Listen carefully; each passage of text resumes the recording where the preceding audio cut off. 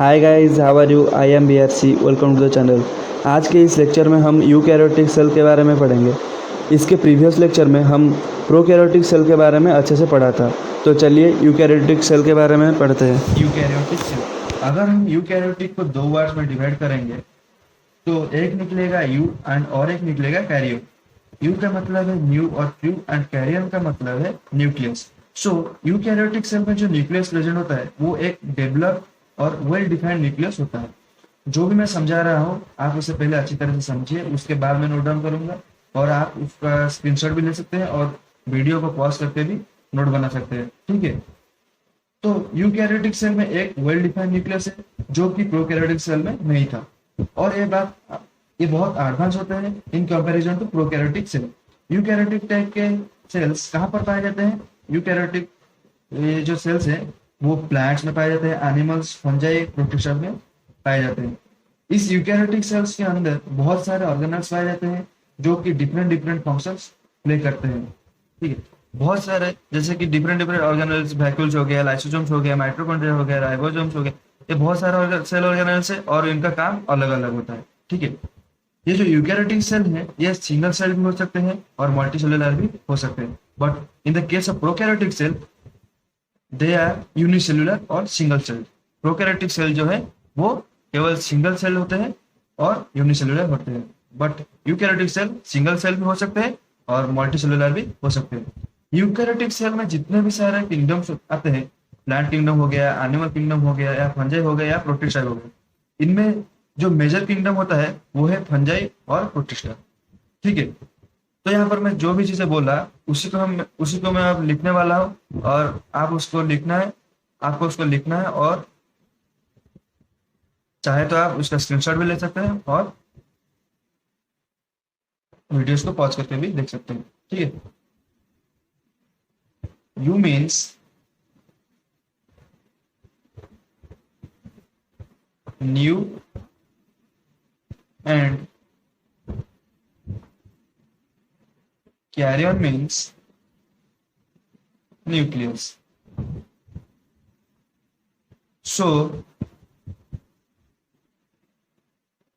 they are advanced type of cells found in plant, animals, fungi and protist etc. ठीक है, next है eukaryotic cells have a well defined nucleus and different organelles working to perform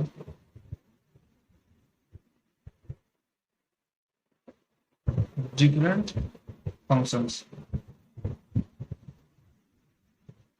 within the cell। ठीक है, जितने भी सारे organelles पाए जाते हैं उनका फंक्शंस अलग अलग होता है। This kind of cells are found in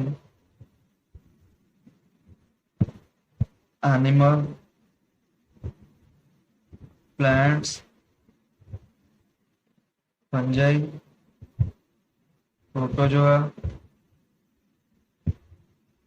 and algae etc.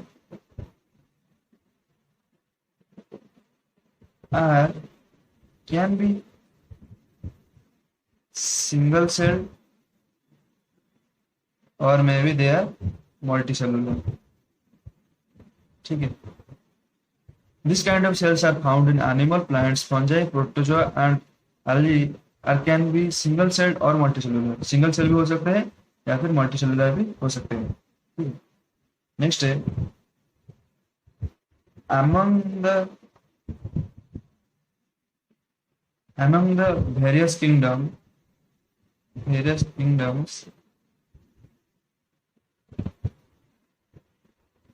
fungi and protistas are the major kingdoms. ठीक है,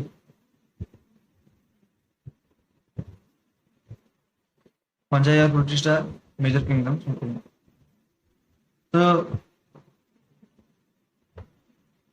अब हम एक एक करके पढ़ेंगे, जैसे कि प्रोकैरियोटिक्स में पढ़े थे कि जो प्रोकैरियोटिक सेल में जो स्ट्रक्चर होते हैं उसके अंदर क्या क्या ऑर्गेनाइज पाए जाते हैं, उनके बारे में एक एक करके पढ़े थे।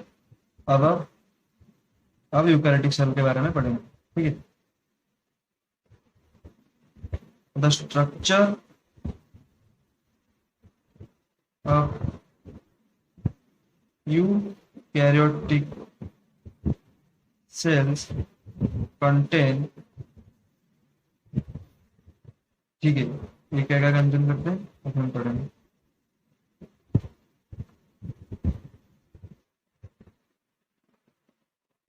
तो वो पहला हम पढ़ेंगे न्यूक्लियस के बारे में। हाँ, न्यूक्लियस, ठीक है, nucleus. Eukaryotic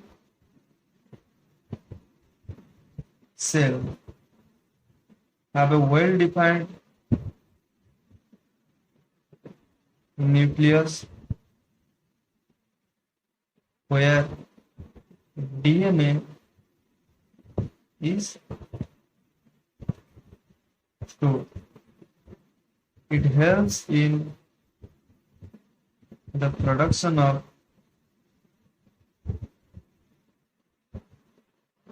protein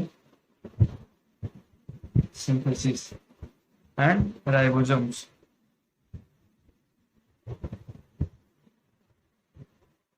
The chromosomes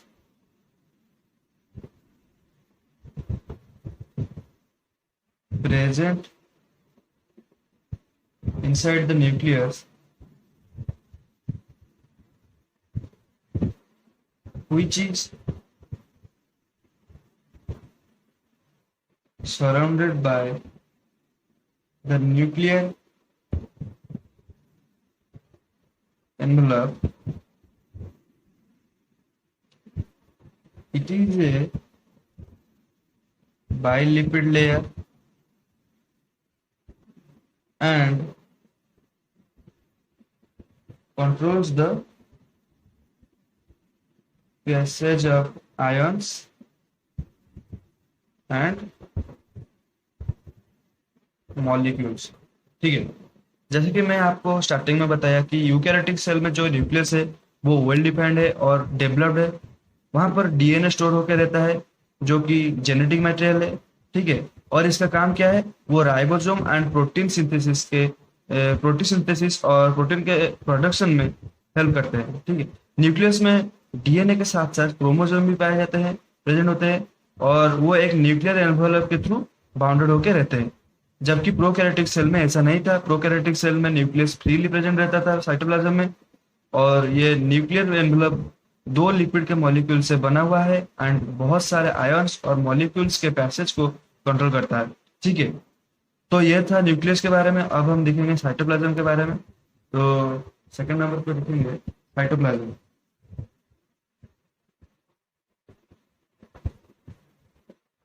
it is A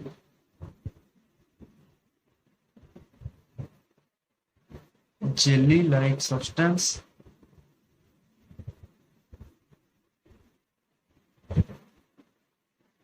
it is the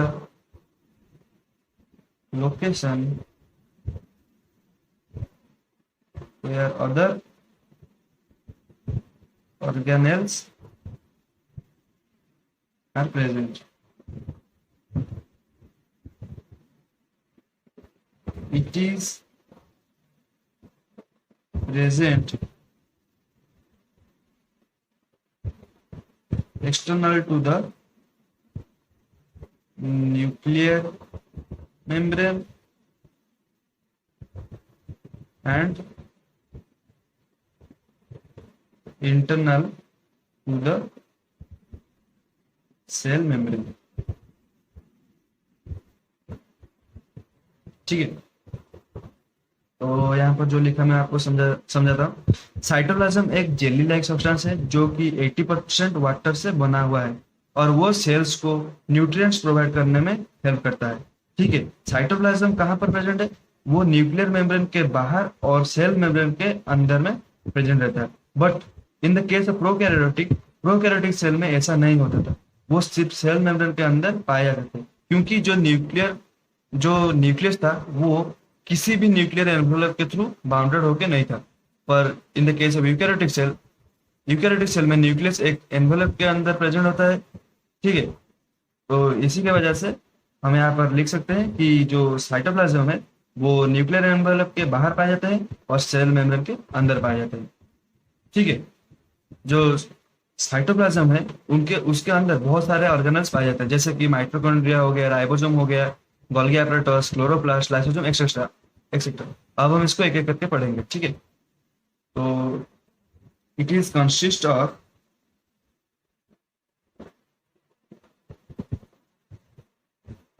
following. ठीक है, आप एक एक करके पढ़ेंगे।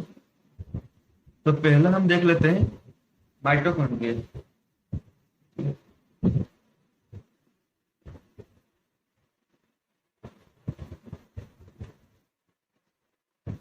Mitochondria. Mitochondria is called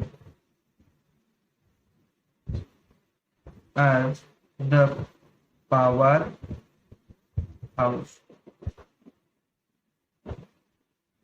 of the cell. ठीक है, mitochondria is called as the powerhouse of the cell because it is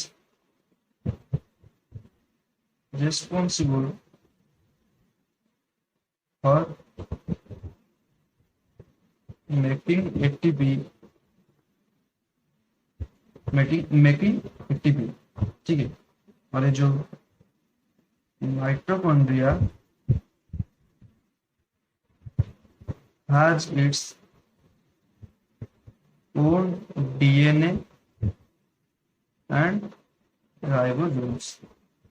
ठीक है, they divided by fission method। Mitochondria को power house of the cell कहा जाता है क्योंकि वो एटीपी को बनाने में हेल्प करता है एंड एटीपी के थ्रू वो सेलुलर एनर्जी प्रोड्यूस करता है। ठीक है, और वो फिजन मेथड से डिवाइड होते हैं। तो mitochondria has its own DNA and ribosome. Mitochondria की खुद का डीएनए और राइबोसोम होता है। ठीक है, तो चलिए नेक्स्ट देखते हैं क्लोरोप्लास्ट के बारे में। Chloroplast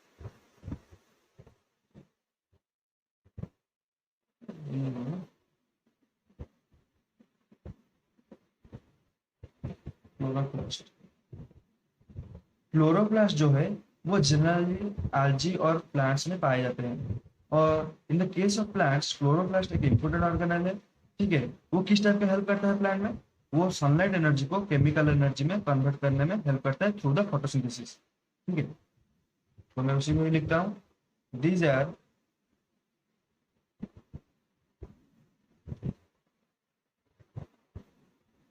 found in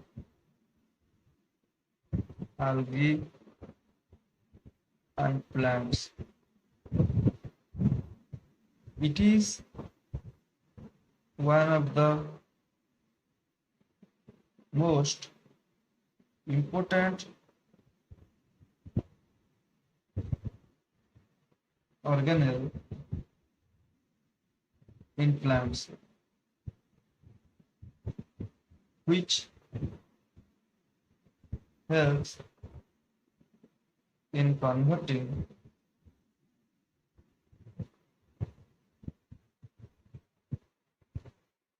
sunlight energy into chemical energy through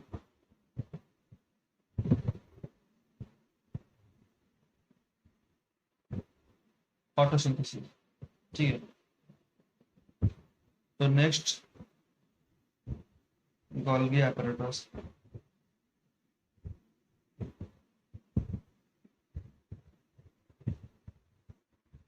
ये जो सारे चीजें हम पढ़ रहे हैं वो साइटोप्लाज्म के अंदर पाए जाते हैं। ठीक है, Golgi apparatus, it is consist of a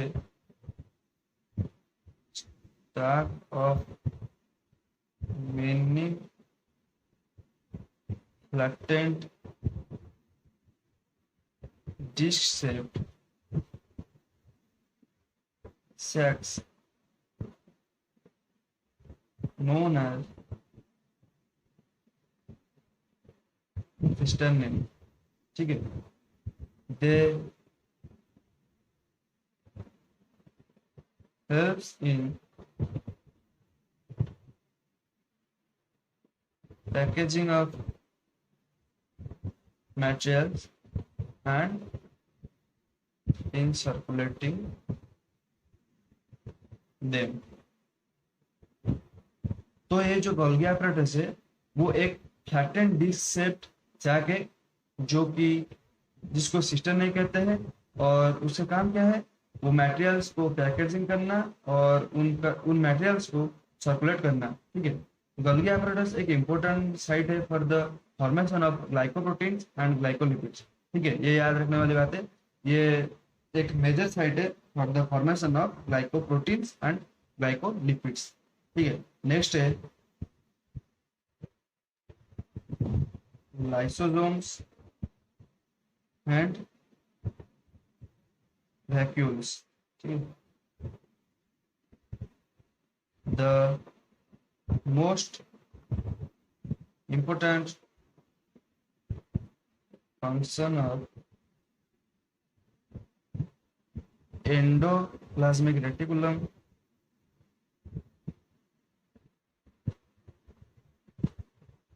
and Golgi apparatus is the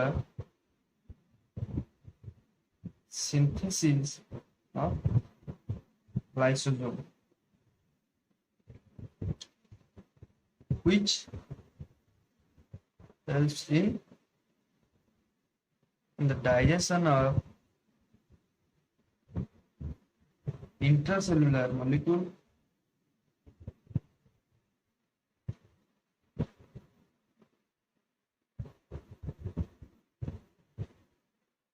with the help of enzyme called hydrolase। ठीक है, लाइसोसोम का सिंथेसिस कैसे होता है, because of Golgi apparatus and endoplasmic reticulum. और हम ये भी कह सकते हैं कि Golgi apparatus and endoplasmic reticulum का मेजर फंक्शन है लाइसोसोम का सिंथेसिस करना। ठीक है, और लाइसोसोम का काम क्या है, उसका काम है इंट्रासेलुलर मॉलिक्यूल को डाइजेस्ट करना थ्रू हाइड्रोलाइज एंजाइम। यहाँ पर इंट्रासेलुलर मॉलिक्यूल का मतलब carbohydrates, proteins, lipids and nucleic acids का डाइजेशन करना through hydrolyse enzyme. Hydrolyse enzyme के एग्जांपल्स है लाइपेज, प्रोटीएज, कार्बोहाइड्रेट्स। ठीक है, तो ये था लाइसोसोम के बारे में। अब हम देखेंगे वैक्यूल्स। ठीक है, vacuoles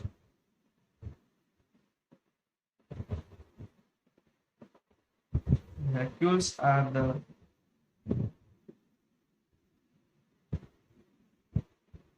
membrane bound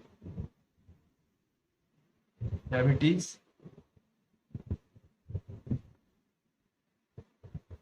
containing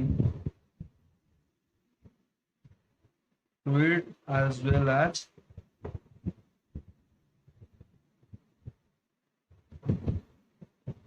solid material and the engulf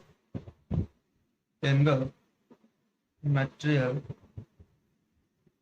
through endocytosis. Vacuole एक मेम्ब्रेन बाउंड कैविटी है जिसके अंदर फ्लूइड एंड सॉलिड मटेरियल पाए जाते हैं, ठीक है, और वो सारे मटेरियल को एंगुलर करके रखता है, मतलब वो उनको बाउंड करके रखता है थ्रू एंडोसाइटोसिस। वैक्यूल्स जो फ्लूइड और सॉलिड मटेरियल को कंटेन करके रखता है वो सारे एक्सक्रीटरी प्रोडक्ट होते हैं जो कि सेल के लिए यूजफुल नहीं होते हैं। और वैक्यूल जो सिंगल सेल मेम्ब्रेन को मेम्ब्रेन के थ्रू बाउंड होकर रहता है उसको हम टोनोप्लास्ट कहेंगे, ठीक है। और वैक्यूल्स बहुत ज्यादा प्रेजेंट परसेंट में पाए जाते हैं, कहाँ पर? प्लांट्स में। अप्रोक्सीमेटली 90% वो प्लांट्स में पाए जाते हैं। और एक याद रखने वाली बात है, जो कॉन्सेंट्रेशन ऑफ वैक्यूल्स है in comparison to concentration of cytoplasm उनका ज्यादा होता है, ठीक है। उनका जो कॉन्सेंट्रेशन है वो साइटोप्लाज्म साइटोप्लाज्म के कॉन्सेंट्रेशन के तुलना में ज्यादा होते हैं। और ये प्लांट्स में ज्यादातर पाए जाते हैं, 90% अप्रोक्सीमेटली पाए जाते हैं, ठीक है। तो नेक्स्ट देखते हैं,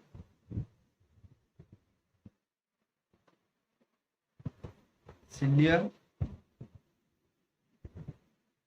सॉरी, और एक रह गई, हम देखेंगे एंडोप्लाज्मिक रेटिकुलम, ठीक है।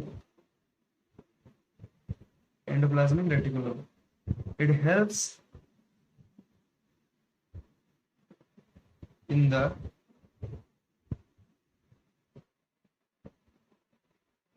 synthesis of proteins and lipids, ठीक है।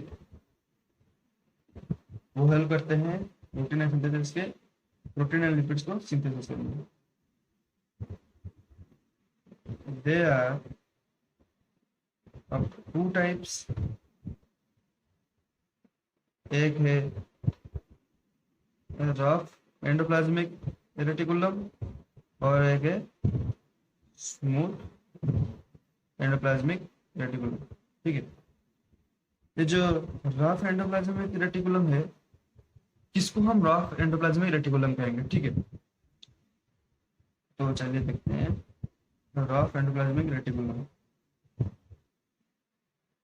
जिस भी एंडोप्लाज्मिक रेटिकुलम के आउटर सरफेस पे राइबोसोम प्रेजेंट होंगे उसको हम रफ एंडोप्लाज्मिक रेटिकुलम कहेंगे।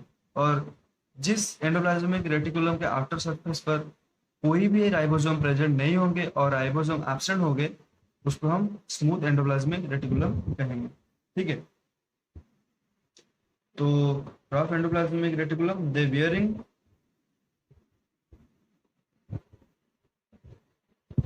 ribosomes in their outer surface और स्मूथ एंडोप्लाज्मिक रेटिकुलम में एब्सेंस होते हैं राइबोसोम, ठीक है।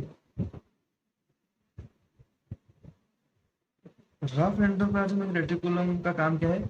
ये हेल्प करता है सिंथेसिस ऑफ प्रोटीन, ठीक है। और इसका काम क्या है? Smooth endoplasmic reticulum it helps in synthesis of lipid, ठीक है। मेजर साइट है ये लिपिड के सिंथेसिस का, ठीक है। तो एंडोप्लाज्मिक रेटिकुलम है जो कि हेल्प करता है प्रोटीन और लिपिड के सिंथेसिस में। और ये दो प्रकार के होते हैं, rough endoplasmic reticulum and smooth endoplasmic reticulum. Rough endoplasmic reticulum हम किसे कहेंगे? जिस एंडोप्लाज्मिक रेटिकुलम के आउटर सरफेस पे राइबोसोम प्रेजेंट होंगे और जिसके आउटर सरफेस पे राइबोसोम प्रेजेंट नहीं होंगे उसको हम स्मूथ एंडोप्लाज्मिक रेटिकुलम कहेंगे। रफ एंडोप्लाज्मिक रेटिकुलम का काम है synthesis of protein and smooth endoplasmic reticulum का काम है सिंथेसिस ऑफ लिपिड, ठीक है। तो नेक्स्ट है cilia and flagellum. They are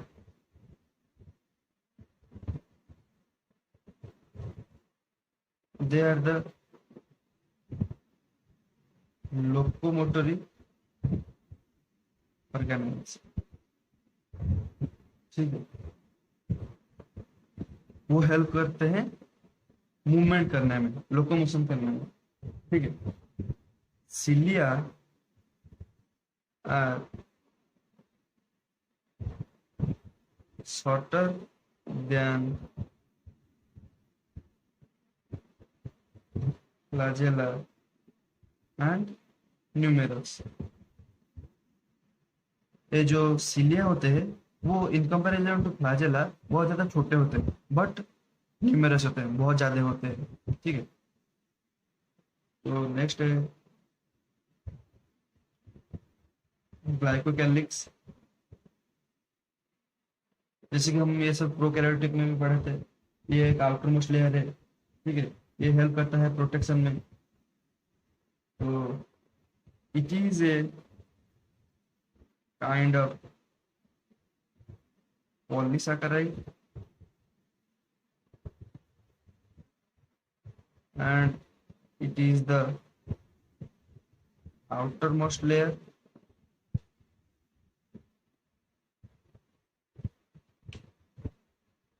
which provide protection to the cell। ठीक है, ग्लाइकोकैलिक्स जो है वो एक पॉलीसैकेराइड है और वो आउटर मोस्ट लेयर है, उसका काम क्या है? प्रोटेक्शन देना। ठीक है, तो अब हम देखेंगे साइटोप्लाज्मिक मेम्ब्रेन और प्लाज्मा मेम्ब्रेन के बारे में, सेलुलर के बारे में, और क्या बच गया? राइबोसोम के बारे में देखना है और साइटोस्केलेटन के बारे में देखना है। तो आगे हम देखते हैं साइटोप्लाज्मिक मेम्ब्रेन और plasma membrane. It is a thin semi permeable membrane. Semi permeable का मतलब क्या है? जैसे कि एक सेल है, उसके अंदर जो सारे आयंस और बहुत सारे आयंस और मटेरियल्स एंटर कर रहे हैं और बाहर भी रहे हैं। ठीक है, तो सेमी परमेबल मेम्ब्रेन का काम क्या है? जो चीजें और जो आयंस और जो मटेरियल्स सेल के लिए जरूरी है, सेल को दरकार पड़ता है, वही सब आयंस और मटेरियल्स और वही सब चीजों को वो अंदर जाने को देता है और वही सब चीजें बाहर आ सकते हैं। मतलब ये एक बैरियर की तरह काम करता है और जो सब चीजें उसके लिए जरूरत है वही जा पाएंगे और जो उसको नहीं चाहिए वो उसको बाहर कर सकता है। ठीक है, it is a thin semi permeable membrane. This layer is made up of two layer of phospholipids embedded with proteins. ये जो सेमी परमेबल, ये जो प्लाज्मा मेम्ब्रेन है और साइटोप्लाज्मिक मेम्ब्रेन है, वो दो फॉस्फोलिपिड के लेयर से बना हुआ है। इन the case of plant cells, ये जो प्लाज्मा मेम्ब्रेन है वो सेल वॉल के नीचे पाया जाता है, बट इन एनिमल सेल ये आउटर मोस्ट लेयर है। ठीक है, तो नेक्स्ट है ribosome.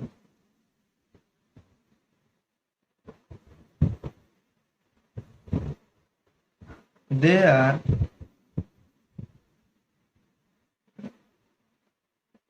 small in size but present in numerous। They help in protein synthesis। Eukaryotes have 80s ribosome which are further divided into two subunits which are 40s and 60s। ठीक है, ribosome एक small tiny particle है जो कि numerous है, जो कि बहुत सारे प्रेजेंट है और वो साइज में छोटे हैं। ठीक है, वो हेल्प करते हैं प्रोटीन के सिंथेसिस में और यूकेरियोट्स में 80s राइबोसोम पाए जाते हैं। गाइस, एक बात मैं आपको कहने के लिए भूल गया था, जो प्रोकैरियोटिक सेल है, प्रोकैरियोटिक सेल में भी राइबोसोम पाए जाते हैं। उसमें जो राइबोसोम पाए जाते हैं वो 70s होते हैं और उनका सब यूनिट्स दो होते हैं, एक होता है 50s और एक होता है 30s। हर राइबोसोम में दो टाइप के सब यूनिट्स होते हैं, एक स्मॉल सब यूनिट होता है, एक स्मॉल यूनिट होता है और एक लार्ज यूनिट होता है। ठीक है, तो जो प्रोकैरियोट में होते हैं वो 70s होते हैं और जो यूकैरियोट में होते हैं वो 80s होते हैं। जो सब यूनिट जो 80 एस का मतलब क्या है, ठीक है, एस का मतलब है सेडवर्स यूनिट, ठीक है। नेक्स्ट है साइटोस्केलेटन।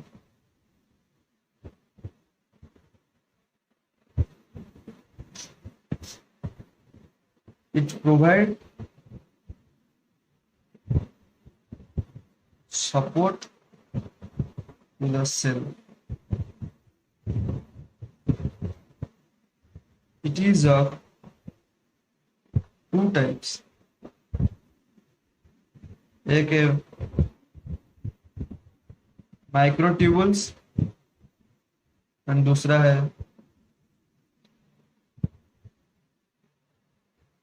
माइक्रोफिलामेंट्स, ठीक है।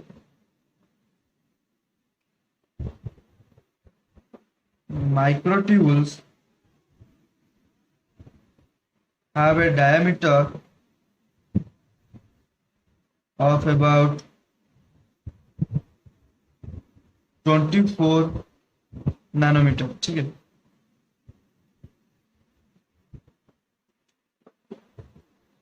Which is made up of a protein called tubulin. While microfilament has a diameter of 6 nanometer, made up of protein called actin. जो साइटोस्केलेटन है वो सपोर्ट प्रोवाइड करता है सेल को, और ये दो प्रकार के होते हैं, एक होता है माइक्रोट्यूबुल्स और एक होता है माइक्रोफिलामेंट्स। जो माइक्रोट्यूबुल्स होते हैं वो उसका डायमीटर 24 नैनोमीटर है और वो प्रोटीन ट्यूबुलिन प्रोटीन से बना हुआ होता है, और जो माइक्रोफिलामेंट्स है उसका डायमीटर 6 नैनोमीटर होता है और वो एक्टिन से बना हुआ होता है, ठीक है। तो गाइज यहाँ पर यूकैरियोटिक सेल के बारे में जो डिस्कशन करना था वो यहाँ पर कंप्लीट हुआ। हम total eukaryotic cell and prokaryotic cell के बारे में फुल्ली डिस्कशन कर चुके हैं। तो अगले वीडियो में मैं difference between prokaryotic cell and eukaryotic cell के बारे में डिस्कशन करेंगे। तो अगर ये वीडियो आपको अच्छा लगा तो लाइक करें, शेयर करें एंड इस चैनल को सब्सक्राइब करें। तो चलिए नेक्स्ट वीडियो में मिलते हैं। Thank you.